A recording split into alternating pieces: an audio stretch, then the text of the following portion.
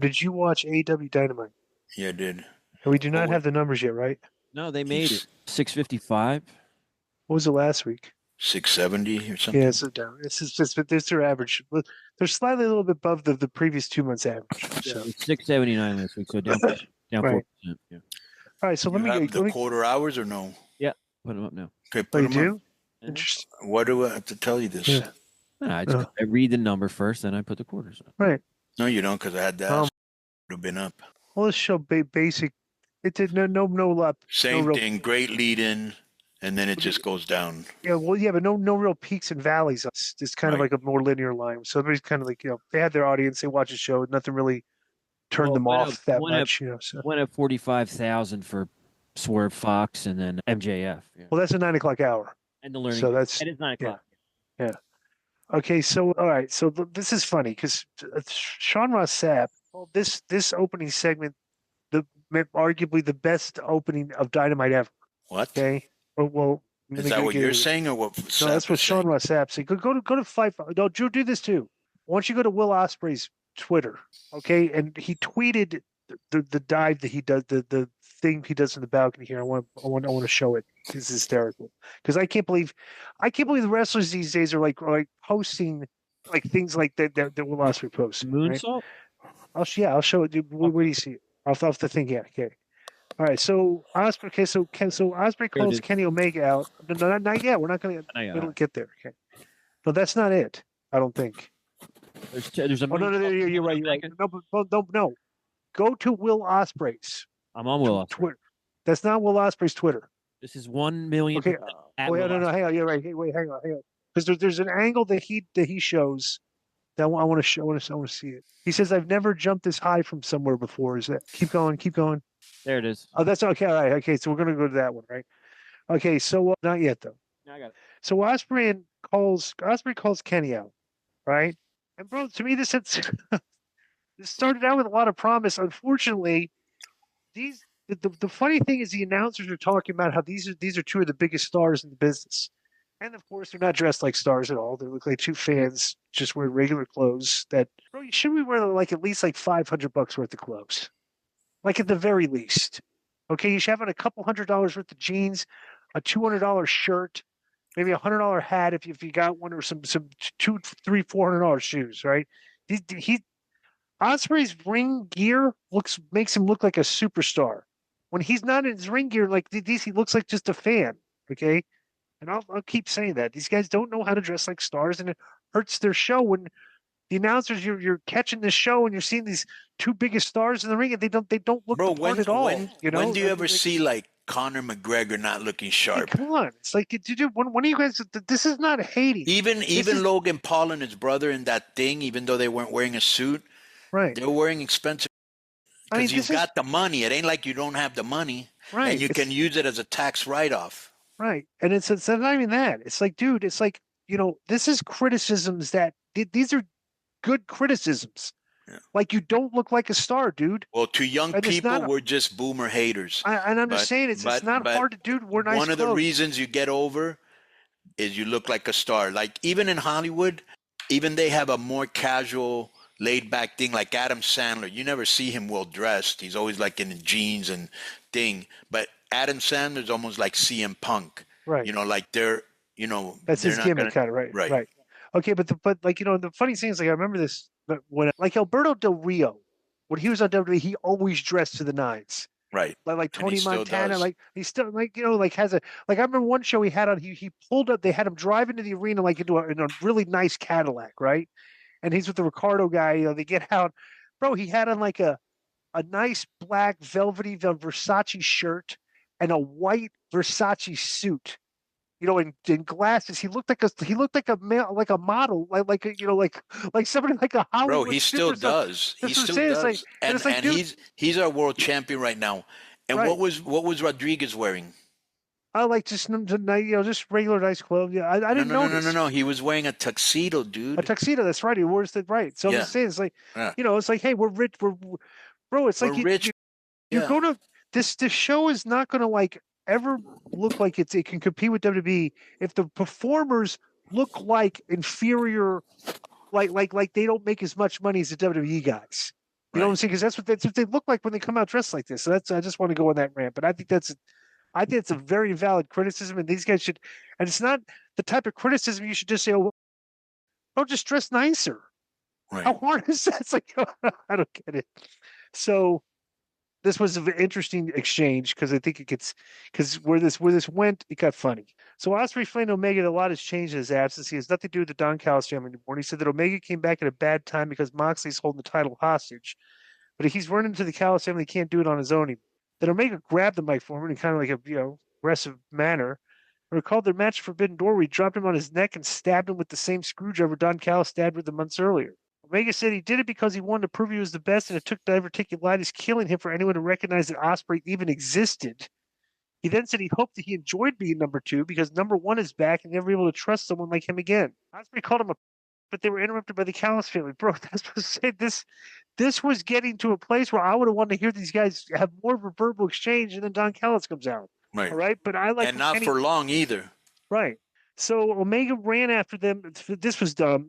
Bro, this was laid out so atrociously. Okay, I'm sorry, but everybody says I'm a hater, but like where this started and where this ended up was just atrocious. Okay, right off the bat. So Don Callis comes out. You know that Don Callis, Kenny Omega runs out to attack Don Callis, and of course the Don Callis family comes up and bombs him and everything. So he was kind of dumb for him to do that. Right. So Lance Archer got involved in the numbers game. They stacked up against Omega and Ospreay. So Ospreay eventually intervened. Okay, when they're beating up Omega. Fletcher, I'm going to read this, okay, because this sounds as absurd as it looked, right? Fletcher dove on Ospreay over the ringside barricade. The brawl continued into the stands. Lance Archer got involved. The numbers game stacked up against Omega and Ospreay. Archer sent Ospreay down a flight of stairs as Takeshita and Brian Cage brawled with Omega 2-on-1. After a brawling sequence, Omega and Ospreay are fighting out of this, and they put Archer through a merch table with a double suplex. The advantage didn't last as Cage, Takeshita, and Fletcher continued the assault. Then Omega and Takeshita brawled back into the arena from the concourse, and the rest. But this went on forever. Okay, security finally intervened, but Takeshita assaulted the security. Ospreay vaulted into the second deck of fans, and Omega scaled a lighting truss, so they're climbing up on these things. Then scaled the truss together, and Omega suddenly offered an apology to Ospreay and said he should have trusted him from the beginning. First of all, they missed the thing. Well, how can we miss? So pull up the spot, Joe. At some point, this happened. Okay. Yeah. Well, we got. Now, mind you, this is four guys on 2. All right. Okay. Watch Lance. Okay. For Ospreay, put this like this is something that he wanted to show. Okay. Watch Brian Cage and Lance Archer in this. This is hysterical. Wow. I'm like, he says that's the highest he's ever backflipped or something like that. Okay, and I'm like, dude, okay, so then they climbed up the truss together. The 4 heels go back up the ramp, okay? And they cut a promo from the truss. And Omega, after all this, Omega offered an apology to Ospreay and said he should have trusted him from the beginning. He laid out a challenge to Fletcher Takeshita for a tag match. Why would you trust Dude, somebody I'm just reading this. No. I know. Yeah. Let me just say this, bro. Why would you trust somebody, right, that you said in the promo, in the ring, that dropped you in your head and attacked you with a screwdriver, and you said you would never, ever team with him? But go ahead. And now so that changed in about 2 minutes. Right. Callis looked terrified. Callis is terrified that they challenged him to a tag match. And as Omega did his good night shtick at the beginning of the show for some reason, he said, "I'm scared of heights, so I'm climbing." Bro, this was okay. There was no heat here. Okay, the heels attacked the baby faces, and the baby faces are up on the thing. They did their dives on them and stuff, and like everything. I'm gonna tell you and why. And plus two during the brawl, it's like, dude, okay, you're in a brawl, you're in a fight. It's 4-on-2. Okay, in real life, you're going to throw punches at people. You're going to start swinging at people if you're fighting. But these guys are throwing their legal forearms like they're going to get disqualified in a ringside brawl. I'm like, I don't know. This was, I don't know what they wanted to get. This would have been better off with just a promo with Kenny Omega healing on Will Ospreay and then cutting a good promo on him. I thought the rest of this was a mess. What'd you think? Am I wrong or right? I hate to agree with you, but I believe you're right. Let me tell you why. I like both Will Ospreay and Kenny Omega, but not how sometimes they're booked and a lot of times they're verbiage. Like this started off hot, where basically Kenny was kind of being a little bit heelish, but I don't think he's going to turn heel, where he's saying the only reason you were over is because I was sick with diverticulitis. Yeah. You know? And I could it caused my diverticulitis for even notice Right. who you were. So, you know? and then, right. And they were kind of getting in each other's face because he goes, "Oh, what do you mean you?" And I'm Right. like, this is about to get good. Then Don Right. Callis came out, who's very entertaining, but he came out for 2 seconds, ran to the back.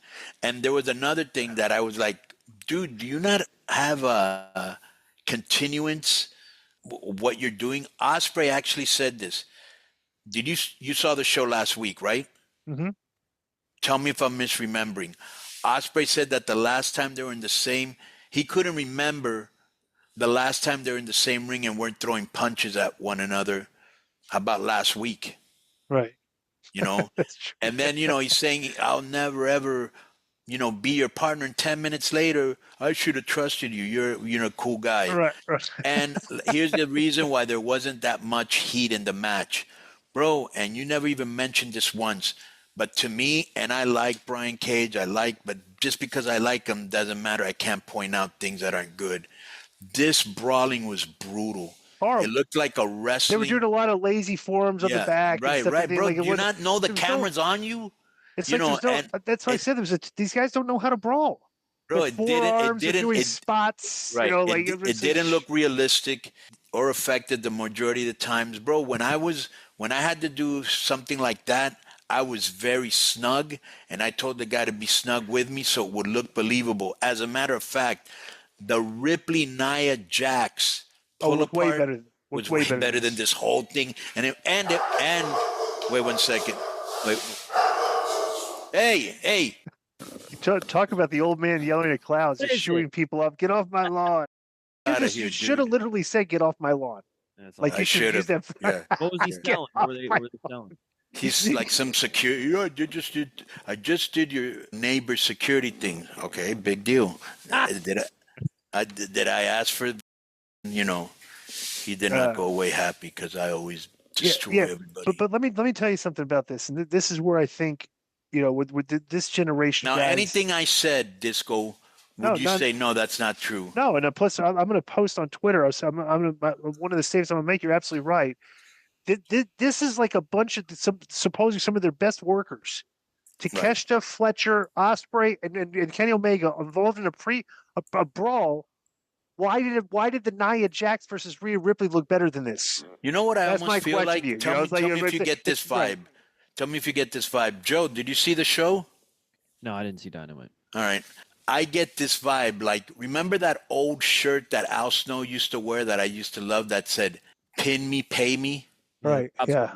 I almost feel they just go to work. Nobody's really motivated. And they're like, we're getting paid. Just don't get hurt. And let's just go through this. And here's the other thing, too. They had an idea for these spots, like climbing up on the truss, climbing up on the things. Like they had the idea for that. And that was their focus. Yeah. Let's get to these spots we want to do. And all the other stuff, which is kind of important because you're brawling. This should get to do a lot of just lazy, that didn't look hard. Like I'm like, come on, guys. And this is almost like the concept was good, the execution wasn't. And I want to tell people that are listening to this, if you didn't watch, because if they would have hit each other really hard, this would have been way better. Way better. Go watch if you didn't watch these shows and you're one of those people that listen to our reviews and then watch the shows, watch this and watch the Rhea Ripley Nia Jax brawl, and you tell me what looked more believable, realistic, and looked like better Joe, work, Yes. I think it was the second segment or third segment. Disco's probably going to come up with it. Please put up for the people that didn't see the show the look that Jimmy Utah's rocking to now. Okay, I mean, okay. So then we go backstage, and Moxley's cutting these promos. It's this one right here. Okay, so Moxley cut a promo. He said Adam Copeland went to sleep in 2011 and woke up in 2025 when the beasts are bigger and he doesn't belong.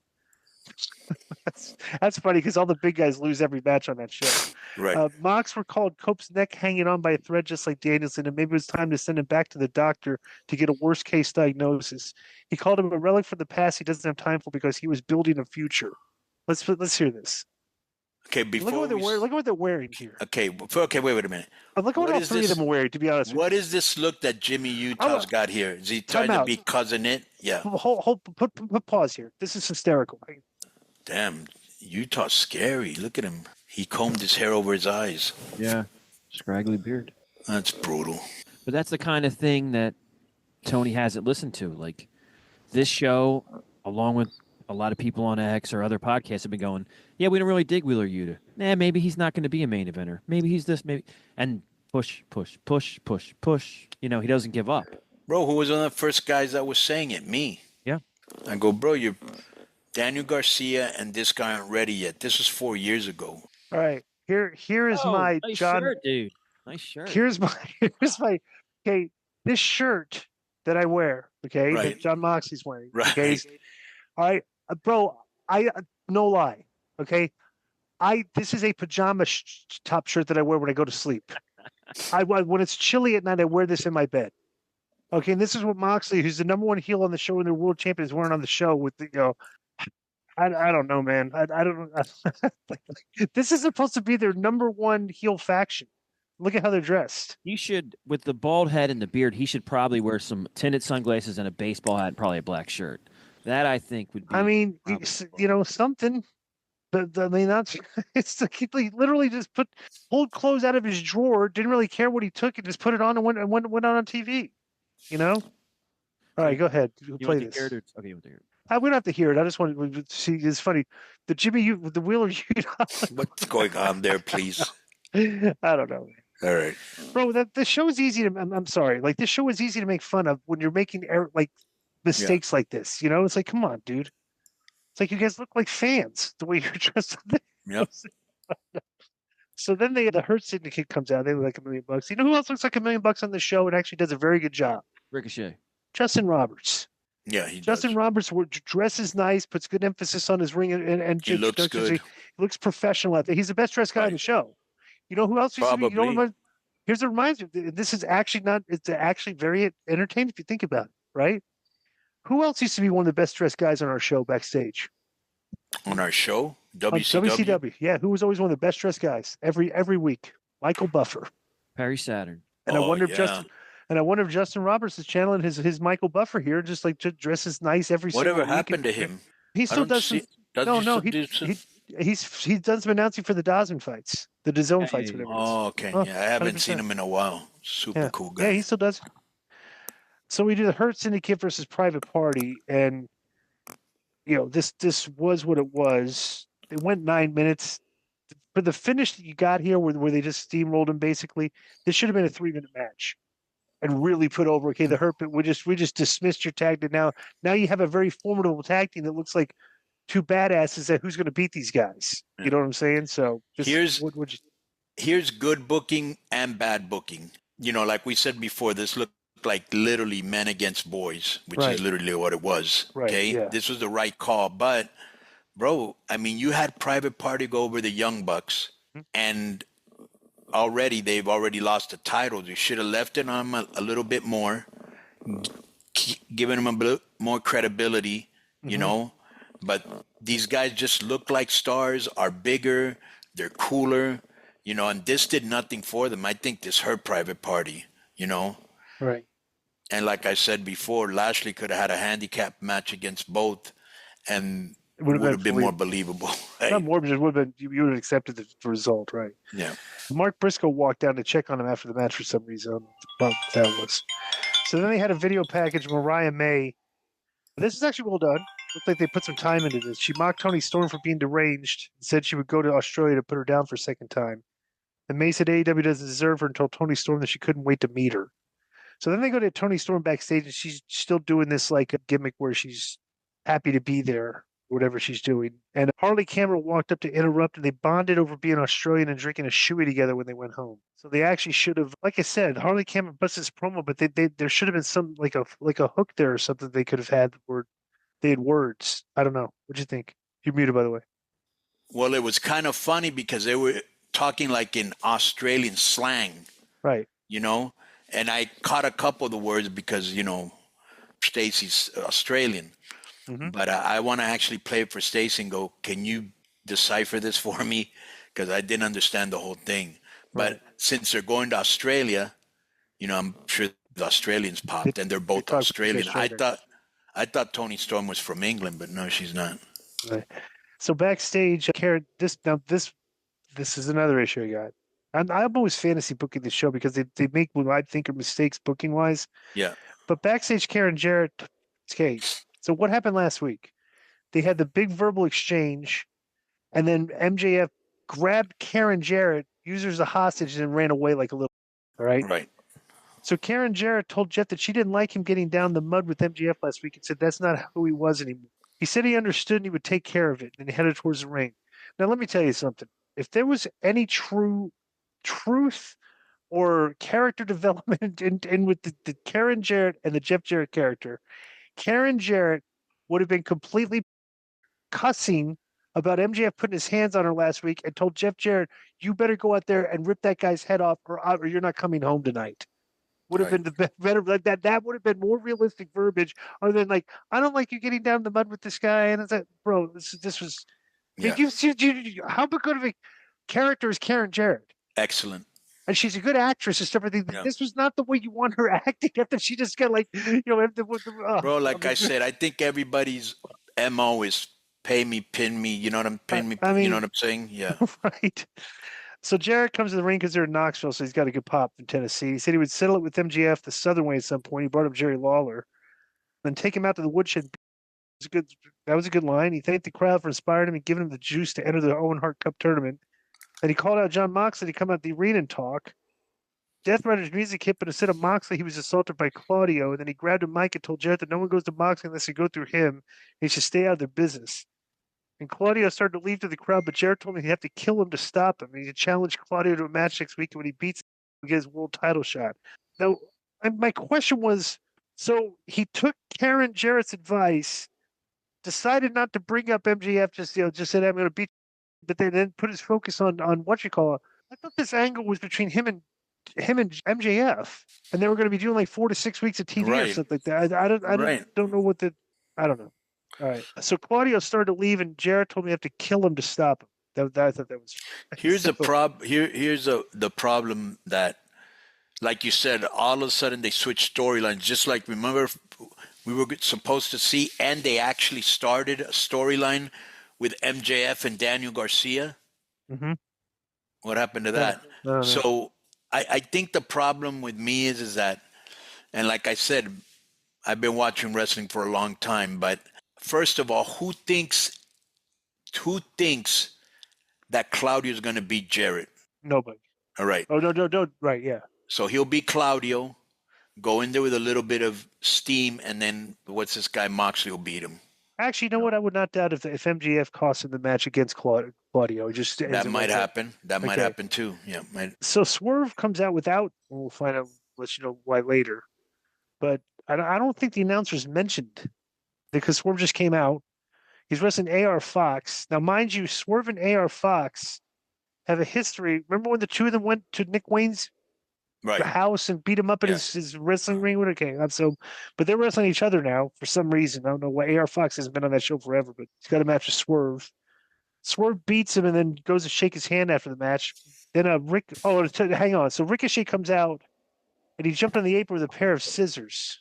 Okay, and Nana grabbed a pipe and chased him off. Then basically the Swerve beats him. Okay, so after the match, I guess Swerve wasn't concerned about Ricochet because of shake AR Fox's hand, and Ricochet appears on the screen, and it had the scissors held to Nana's neck, and cut a promo told Nana that it might be Swerve's house, but there was a new landlord in town they would hear from next week, as he's got the threatening to slice his throat with the scissors. What did you think of this? Well, the Fox match was good. I think they're from maybe the same generation, but he's wrestled Fox a lot. They've wrestled each other in Lucha Underground. I thought somebody showed a clip of yesterday. Yep. Right. Mm-hmm. Yeah, and so good match like you would expect. I think the Ricochet with the scissors was a little bit cheesy. What were you going to do? Stab him in the neck for real? And, at least they're doing something with Ricochet. And now, because when he was a babyface, remember he was doing that thing? That was very annoying. He's doing it now. Now it's good because he's a heel, and he should be annoying. Yeah, his verbiage is good. I mean, him just kind of promo here would have been just as good. I don't know about him with the scissors to the throat. Yeah. So Excalibur, they had highlights from Moxley versus Hobbs last week. That was, the fun for Alvarez was complaining that they beat Hobbs and then beat him up last week, and then the Hobbs' comeback didn't air because the show went off too fast, right? Right. And then they went on Collision, I guess, or something, and they didn't even show footage of him beating him, or I don't know what's going on. So, bro, I'm not going to allow you to keep browbeating the 4 times Booker of the Year. That just won't be accepted. Yeah. Okay, so then we get another segment of the New York Minute from the Learning Tree, and Jericho was upset about their loss in Collision. Big Bill promised to find Powerhouse Hobbs in Collision this week. Back in the arena, MJF made his entrance to microphone. He said every wrestling fan deserved an apology from Jarrett for his actions last week, but he's deserves one more than anyone. He admitted he never believed in Jarrett, but he thought he'd be an easy mark to manipulate and beat for the title. MJF questioned whether Jarrett was serious about being world champion 2025, and if he was, he wouldn't be after Claudio beats his brains in next week. He then said that wrestling doesn't love him anymore, and neither do any wrestling fans. And MJF said he would soon find out that he was better off making a deal with the devil instead of defying him. So he ripped Jeff to do this after Jeff all he said was going to beat it. I don't know. What do you think of this promo from MJF? Good. So Hangman Page comes out. He popped me a couple of times. Hangman's Page comes out. He got in MJ's face and told him to get out of his ring. MJF actually did get out of the ring because he was up for the next match. And for some reason, Hangman Page needed a 20-second match against a local talent that he won with a clothesline in 20 seconds. Then he delivered his Angel's wings, and then he's beating the kid up after the match. So Daniels walked out with a neck brace on. This is unbelievable. He told Page that he never wanted to fight him. All he wanted to do was be a friend to him. This is after they had their Texas Death Match, and he's been hurt, and he's in a neck brace. Okay, this is Daniels' verbiage. Told Page he never wanted to fight him, and all he ever wanted to do was be a friend to him. And he regretted putting gas on that fire every week. He said that after all the damage to his neck, he's been advised to never wrestle again, and that he was out there to tell Page that he won, and this was his goodbye. Page looked upset with himself and shoved the camera out of his face. This got no pop from the crowd, by the way. Danny, a lot of this show got no pop from the crowd at all. And it's not, bro, Knoxville's a good wrestling town, too. Southern, it's like, if you put some good heat on there, they'll boo, and if there's good babyface comebacks, they'll cheer. Is that where the University of Tennessee is? Yes. That's where I beat Jericho for the U.S. title before he left to... Did you get a good pop? Huge pop. Before a huge WWE. Yeah, because that's like when people were really behind me. But wrong guy went over. Yeah. So there's like... we talk about they just don't know how to book any heat on this show? Has there been any heat on the show yet that I've described? Nothing where, there's a little bit of heat for the brawl, but very little. And it ended up with the baby faces on the thing, challenging him to a match, and the heels acting scared that they got challenged in a match. That was fun. So, what match were we just talking about right now? This was the Adam Page telling Christopher Daniels telling him after his squash match that he can never wrestle again. It looked kind of weird, him coming out on the entrance and telling him that. They should have done that probably backstage. But you know what I would have done right there, Disco? And I think you know my booking. I would have beat him and left him laying. Slapped him right in the face with the neck. Right. Right. That's the first thing I thought when you said there was no heat on the show. I was thinking, why didn't Page put him in wings in his neck brace? Page, this is literally how it ended. And this is the word they used. Page looked upset with himself. And shoved the camera out of his face. I was wondering, what are you upset about? You're a heel. You just burned a guy's house down and injected him with a needle or whatever. You know what I'm saying? Yeah. And now you're worried about Chris Daniels, and that had no heat because people thought he's not going to retire, so we don't get. And I think every week on this show we're getting at least one case of this. In the Swerve AR Fox match, they shook hands after the match. So Mercedes Monet promo, and Harley Camera showed up with the guitar and started singing a song for a title shot, but she was rejected because she hasn't won a match on AEW TV yet. And Renee told her it was a good song anyways. What do you think of this segment? She's actually pretty good on the guitar. I think but Harley it's- Cameron is more talented than Monet. You know, Right. like Monet's just the same over. No, see, and money changes everything, and it's the same over and over. Which it's not really over, and I don't think she's as over. She has the type of heat a heel should have, but I might be hating. Yeah. Go ahead. No. Okay, let me tell you this. Let me give you Jake Barnett. Okay. Well, actually, got to get to this match first. All right. Well, actually, let me give you Jake Barnett's his take. Yep. He said this may be a pretty hot take, but Harley Cameron has been more memorable on AEW TV over the last few months than Mercedes Moné, despite not winning a single match. Wow. 100%. That's what I just said, right? Right. 100%. Yeah. Right. She is, bro. She's very entertaining. Yeah. So next we do Julia Hart versus Jamie Hayter. Oh, this was a what do you call it? A production fail. She'll explain after this. Julia Hart versus Jamie Hayter, and Julia Hart still does not have the facial expression or the body language of the character that she's playing. So Hart delivered a crucifix bomb for near fall, followed up with a back elbow drop, and set up for the Heartless, but Hayter reversed it into a hate break. Okay, the moves are the Heartless, Hartless, and Hayter reversed it into a hate breaker, and then delivered a ripcord lariat for the win. So Julia Hart got beat in 10 minutes exactly, by the way. After the match, Hayter grabbed a mic and offered respect to Hart for moving to the beat of her own drum and called her a tough, and said they were both one win apiece, and when she wanted the third one, she could have it. What do you think of that exchange after the match? Well, I mean, I like Hayter a lot, but they don't do much with her. I like her look. She looks like she might be related to Pete Dunne. She has like a rough look, and she can talk, and she can work, Now, the other girl, I've been on her just like I was with Utah and Daniels, where bro, you're pushing her too fast, and she's not ready, right? She was super green when she was a cheerleader with Brian Pillman Jr. So they've given her like a star entrance. Right. If you notice that entrance, Right, yeah, it's pretty dope. And they turned off all the lights and all that. But once it's over and she starts wrestling, you realize that you got more sauce than meat on your plate. Right. She's just, and she doesn't do anything for me. I'm sorry. She needs a veteran that's worked a gimmick before to teach her how to work the gimmick. Right. Because she's not working. Like, she's not what's working this the guy's gimmick. name? Mitchell. Yeah, like Jim Mitchell would be a good addition to that little crew. He'd be great. Yeah. Okay, so Swerve Strickland screamed backstage because he was mad about Ricochet and said he would get his hands on him and Ricochet in 2 weeks, but maybe he would get his hands on him sooner. And putting the scissors to Nana's throat. So this is hysterical. I think this was supposed to air before the Jamie Hayter and Julia Hart match, but they had a House of Black promo without Malachi Black, and Brody King said they used to be guided by a deafening voice, but now that voice is silent. He continued and said it was time to honor themselves and live by a new code of violence. No gods, no masters. Then he had this funny little thing at the end where he says, we just barked like a dog, but it wasn't like a menacing bark. It was like, woof. Yeah. Did you see that at the end of that? What was that? I'm not sure.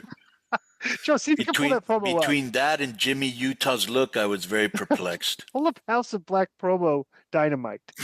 Look at that on YouTube and see. I got to say, because that's a very weird. That was finish. Fun, yeah. So the main event is Cope versus Pac. Okay, basically, they go back and forth, and 18 minutes. Cope got the TKO for the win after the video appeared after the match of Mox and the Death Riders, and they had FTR tied up backstage. Okay, and they had the Rock and Roll Express was there on the ground. Okay, let's play this promo. The end is hysterical in this because it's actually shot well. I didn't mind this, but this should have aired before Julia Hart wrestled Jamie Hayter. Okay, do you agree with that? Yep. Yeah, I think they made a mistake here. So for years, we've had a voice to guide us. That voice was all but deafening. Now, that voice has gone silent. And we are done living in the shadows. It's time to honor ourselves. No rules. No leaders. No gods. No masters. Just violence. When we bark together. I want to get Joe's opinion of that. I'm with you. It was like, oh yeah, Malachi's going. Okay, they'll give them and then that bark at the end was like, nah, Oof. that too much. Oh man. Okay, so next is so they showed the Rock and Roll Express is on the ground. Audio give a concerto to Ricky Morton for some reason. I guess Ricky Morton's good, But why are we Well, they're in supposed to Knox- have? But why are They're we in supposed? Knoxville. They know them in Knoxville. Yeah, Smoky Okay. Mountain. Mox told Cope to stay right there, and they walked out to surround the ring, and they all jumped Cope in the ring and delivered a 5-on-1 beating. Jay White music hit. He had the ring to fight them off. He just about did it, but he got a low blow from Yuta. And then after they applied a bulldog choke to Cope, while the rest of Q held down Jay White, and both men were left lying to close the show. So at least he got heat to end the show on the heels. So, what'd you think of this? But did they just take out the Rock and Roll Express? Was FTR? Backstage. But Yeah, they just put that backstage. Yeah, and then no, they came to put the ring. bag over the head and he hit him with the Right. concerto. Right. Bro, you can't do that in Mexico. I did that once and I got a lot of heat because that's how they torture people, the cartels. Oh, the cartels. Right. Yeah. And we wouldn't, but was Rock and Roll Express back there too? Tied Yeah. up? Yeah. Yeah. They Okay. Yeah. I don't know, bro. Like, I could easily be misinterpreted as being a hater, but I'm going to say this till I can't say it anymore. I really don't. I want the show to be good, but if that's your top heel click, it leaves a lot to be desired. Well, here's my question. This is soap opera storytelling. What hook did they give you to watch next week? What is the angle progression you're looking forward? Like next week, what are you looking forward to? I'd like to see if Adam Page is still upset with himself. Interesting. Yeah, there's no hook. This show was like very mediocre. Again, got a mediocre number. But like I said, it's just they're in a no man's land here, and they're just stuck in the mud. So we'll see what happens. Yo, what's up? I just want to thank you guys for watching this clip. Don't forget to hit the like button, leave a comment, and subscribe. And join our YouTube membership for hours and hours of exclusive, unedited, uncensored content. And being a member will help you get involved in our upcoming live streams. Thank you for your support. Thank you for riding with us. I know you got a lot of other podcast choices, be it wrestling or other ones. And thank you for picking us.